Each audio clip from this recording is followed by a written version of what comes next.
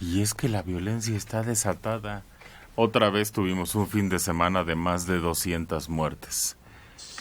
Pero ayer, las balaceras en Nuevo Laredo, los bloqueos, quema de vehículos, estrellas ponchallantas en las calles tiradas. Bueno, zona de guerra. Pero fíjate, ¿te acuerdan que cuando la liberación de Ovidio fue para evitar este tipo de cosas? Ayer también capturaron a alguien importante del cártel de esta zona de Nuevo Laredo Ujú. y las escenas son de guerra, Cártel de Noroeste. totalmente. El cártel noroeste, totalmente de guerra, camiones incendiados, balaceras por todos lados. Al final, puedes tomar el camino de lo liberamos para evitar los desmanes, pero ahí están de todas maneras, ahí está la violencia. No soluciona nada liberar, tienes que poner la fuerza del Estado por delante. A ver, entonces tú piensas que eso se parece y que los criminales salieron a la calle para tratar de que el gobierno volviera a doblar las manitas? Exactamente, Porque aprendieron del hijo del Chapo. claro, exactamente. Yo creo que sentaste un precedente, que creo que eso es lo grave. Y entonces también dices que está bueno, que está bien hecho, que no hayan doblado las manitas, ni modo. Exacto. Mandas un comunicado por todos los medios posibles para que la gente no salga y vas contra el crimen organizado. Son criminales, no son grupos que están reivindicando una causa justa. Es violencia criminal, es violencia que está deteriorando a las instituciones, es violencia que está diezmando a la población y es violencia que además se infiltra en la sociedad a través de las drogas, la trata, pues son delincuentes, no son hermanos de la caridad, Hay que tratarlos como tal. claro. Porque hay otra cosa que yo no entiendo.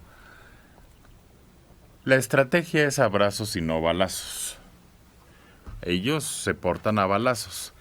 ¿Pero qué significa? ¿Para qué mandas tanto ejército a Colima, a Zacatecas, a Michoacán? ¿Para qué mandas elementos de la Marina? ¿A poco ellos van a dar abrazos? No, pero es más, los tienes maniatados, porque hemos visto casos, acuérdense, esta población era Jerez, bueno, algunas de las de Zacatecas, llegó el ejército a escoltar a los pobladores para que pudieran recoger sus cosas y luego retirarse. O sea, estás ayudando al éxodo de gente que vivía en esos lugares pacíficamente, porque ahí quizá vivió el abuelo, porque ahí les tocó vivir.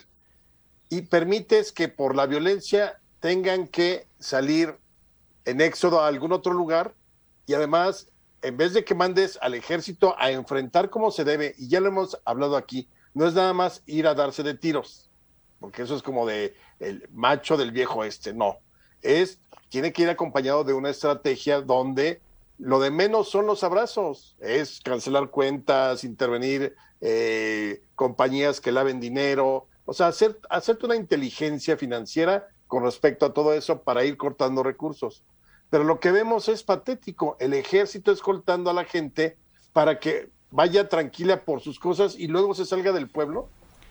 Entonces va como símbolo en lugar de como activo. Y claro, y es una muy mala señal de donde lo veas. Lo que pasa es que aquí ya no puedes señalar nada porque entonces eres derechairo, neoliberal, todo Conservador. conservador. Ya ni siquiera organismos internacionales a los cuales tú, México como país, has firmado y aceptas las condiciones, como esto que pasó la semana pasada, que al final era una tontería, era un señalamiento muy concreto. Oigan, pues matan periodistas en México y es uno de los lugares con más riesgo para el periodismo en lugares que no tienen guerra. Ya, Sí. era Y se- todo. pero señalan algo que todo el mundo en el mundo se da cuenta, que es precisamente el desgaste cotidiano del presidente al atacar a la prensa libre lo que facilita que cualquier persona decida matar a un periodista y no pase nada. Es que fíjate, es muy interesante. Ayer leía, no me acuerdo en dónde, pero no está discusión la libertad de prensa. Efectivamente, ese gobierno, pero también el de Peña Nieto, pero también el de Fox. O sea, sí tenemos ya un tiempo con una libertad de prensa mucho más amplia de la que se tenía a finales del siglo pasado. O sea, creo que son espacios que se han ganado. Pero tú vulneras el trabajo periodístico cuando te enfrentas como la mayor autoridad del país a señalar la señora Dresser, que de hecho se refiere a ella más despectivamente el presidente, a esta señora esta señora, ¿no? Entonces, ese tipo de cosas, claro, no les está coartando la libertad de expresión porque ellos siguen escribiendo y publicando y hablando y criticando al gobierno. Pero claro que asusas a la población, sobre todo a la que es partidaria fiel del gobierno, contra ese tipo de periodistas. Entonces, sí, nadie está diciendo que no haya libertad de expresión, pero pones unas circunstancias donde se enrarece el ambiente porque les estás diciendo, este y este son chayoteros, este es corrupto, tiene mucho dinero, le paga no sé quién. O sea, eso es un acoso. Pero Libertad sí, de prensa, pero hay acoso a la prensa o a ciertos sectores que no se alinean con lo que el gobierno quiere. pero lo están atacando, tiene que responder. No, pero es que yo ni siquiera creo que podrías llamar ataques, son críticas a lo que hace, a lo que dice. Tiene que responder, pero no tendría que ser el presidente a señalar, o respondes con argumentos. No, esta señora es chayotera y recibe de Washington y fue un día a la embajada y según los no sé qué papers dijo, o sea, eso no es de un presidente. Pues tiene que responder, tiene que también tomar partido porque ahora se debate en los medios los temas, no en juzgados, no en papeles, sino en la opinión pública. Perfecto, pero entonces, como dicen, el que se lleva se aguanta. Él sí puede hacer señalamientos sobre ciertos sectores de la prensa mexicana, pero cuando alguien le hace un señalamiento incluso externo, la invasión, la soberanía, la unidad nacional. Mente colonizadora. Y exacto. Ya no somos una tierra de conquista, pues sí, no lo hemos sido desde el siglo XVI. ¿Se fijaron que Ebrard no respondió nada? No, Es increíble el silencio. es que es muy inteligente, así como es convincente cuando se trata de lograr que alguien diga algo, en este caso, a la torera, deja pasar. Pero Ayer se vio mal, Mario. No lo dejó. No, está bien. La idea es que no pierda la perspectiva de ser el siguiente presidente. Es que ya Eso es creo que donde ya se importante equivocó. para todos. Pero No nos gustaría tener ahí a los otros, ¿sí? No nos gustaría, te lo aseguro. Pero ese plan, ese papel que jugó él, su propio jefe y mentor Camacho Solís, esperando que les iban a dar la presidencia, y a la mera hora los mandaron a paseo. ¿Qué tiene que ver eso con lo que está sucediendo hoy? nada. Que se está Nada. aguantando y quién sabe si le den. Si él está, exacto, yo también coincido, si él está esperando que el presidente cumpla aquel pacto del 12, Eso. yo creo que la historia te demuestra que en política no hay palabra, o al menos en política Puede que sí. mexicana. Puede que sí. Él ha cumplido la suya. Entonces, Bueno, ahí sí, indudablemente, y se ha comportado totalmente institucional en todo momento. Creo, yo también como ustedes, que es de los mejores elementos que tiene el gobierno actual. Sí. En su quehacer ha hecho funciones que incluso no le corresponderían a él. Todo eso muy bien, pero ya hemos visto que no necesariamente la capacidad está ligada a el mejor cargo. Y no creo, yo personalmente creo que le van a dar las gracias y le va a pasar como exactamente Camacho Solís, que esperaba la candidatura, que ya se creía con la candidatura en la mano con Salinas, y a la mera hora, ¿qué crees? Es Colosio. Y acuérdense el mega berrinche de Camacho Solís. pero estamos hablando de otra persona. Es otra persona, no es él. Él no es Camacho. Era su mentor. Pero son las circunstancias Y políticas. son los mismos escenarios. Sí, yo también creo que, pues, y si quieren armamos una quiniela aquí. Que se ponga interesante para nosotros. Dora ya hasta le dio la tos. Oye, pero ayer cuando estaba él dando el reporte de la visita del director de seguridad de Estados Unidos, cuando él lo estaba comentando, una reportera le pregunta sobre el otro asunto y él lo elude. De plano. Pero así, abiertamente, lo eludió y siguió con lo que estaba. Esto de la seguridad y todo eso. Sí, es que la captura de este hombre del que estábamos hablando, Juan Gerardo Treviño. ¿Cómo? El huevo. El huevo. ¿Tú crees? ¿Qué nombre? Así le dice, pues. Apodo. El huevo, pues por algo será así la cabeza. Así de huevo los en la verán tierra. a los que les dicen así. No. ¿Quién sabe dónde se les ocurren esos Por su sobrenombres? cabeza. ¿Eh? Por su qué? cabeza. Desde joven estaba rapado y tiene así ¿sí? la cabeza tipo, sí. Juan Gerardo Es por eso. Treviño, que dicen cártel del noroeste, es al que capturaron y por eso se alebrestaron sus compañeros. Alejandro. Sí. Sí, nada más, una cosita más de lo de Ebrard. El presidente ¿Sigues viernes- con la quiniela? Ahorita la hacemos.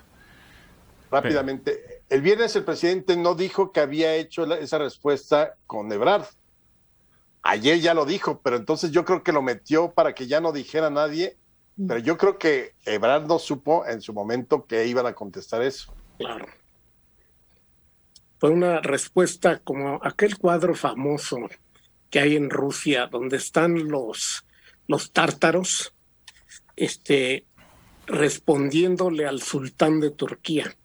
Y están una bola de tártaros, todos, y está un escriba haciendo una carta, y todos señalando así como entusiasmados, ¿no? Como salvajes, preparándole una carta de respuesta al sultán.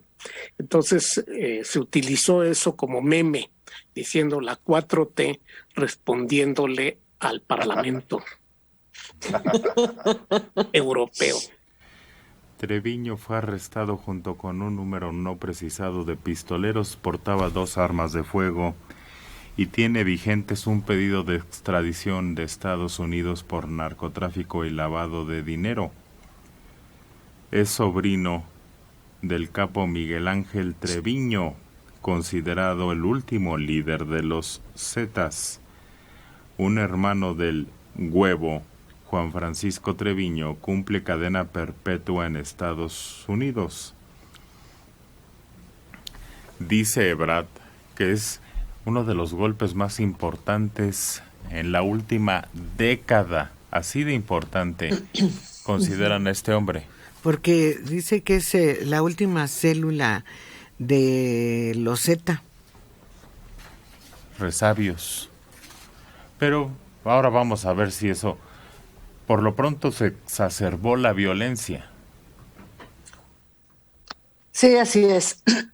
Pero esta ha sido una práctica habitual. Esto no es a raíz de lo del hijo del Chapo que se detuvo, no, desde mucho antes en Monterrey. Recuerden cuántas veces ante la aprehensión de uno de sus líderes cerraban las calles, prendían los autobuses. Aquí, a diferencia de aquel incidente del Culiacán, pues este tipo no se apellida Guzmán Loera. Entonces no importaba el precio, había que pagar un costo por detenerlo. Pues su importancia va más allá de lo que aparentemente pudiéramos pensar. Se cree que la célula y este grupo son en parte responsables de las desapariciones de muchos jóvenes y de muchas personas en el tramo carretera Laredo. Ahí es en donde está precisamente la centrada la investigación, porque empezaron a desaparecer, los levantaban de los transportes de foráneos, desaparecían en este tramo, ya no se tenían noticias de ellos, y esta es una de las células que opera en esa región, Que de ahí que se piense que en gran medida muchos de los jóvenes que desaparecieron o fueron ingresados a este grupo o fueron masacrados y desaparecidos al no querer integrarse, que es una de las prácticas. Y por otro lado, pues la forma de protestar de su grupo era precisamente para provocar, por un lado, la confusión, la inconformidad, y por otro lado ver si podían rescatarlo, pero ya era prácticamente imposible, lo tenían perfectamente bien ubicado. Pero fueron horas de balazos, cierres, bloqueos, y no hay un solo muerto.